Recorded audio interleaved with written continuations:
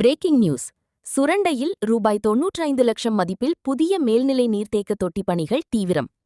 தென்காசி, ஜூலை 18. தென்காசி மாவட்டம் சுரண்டை நகராட்சியில் குடிநீர் வசதியை மேலும் மேம்படுத்தும் வகையில் ரூ.95 லட்சம் மதிப்பில் 2 லட்சம் லிட்டர் கொள்ளளவு கொண்ட புதிய மேல்நிலை நீர்த்தேக்க தொட்டி அமைக்கும் பணிகள் வேகமாக நடைபெற்று வருகின்றன.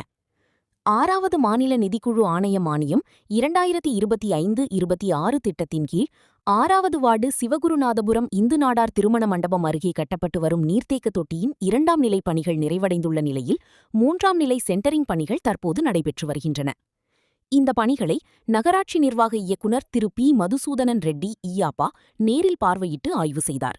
அவருடன் தென்காசி மாவட்ட ஆட்சியர் திரு ரஞ்சித் சிங் ஈயாப்பா கலந்து கொண்டு பணிகளை தரமாகவும் குறிப்பிட்ட காலக்கெடுவிற்குள் நிறைவு செய்யவும் அதிகாரிகளுக்கு அறிவுறுத்தினார். இந்த திட்டம் நிறைவு பெற்றவுடன் சுரண்டை நகராட்சியின் பல பகுதிகளில் குடிநீர் விநியோகம் மேலும் மேம்பட்டு பொதுமக்கள்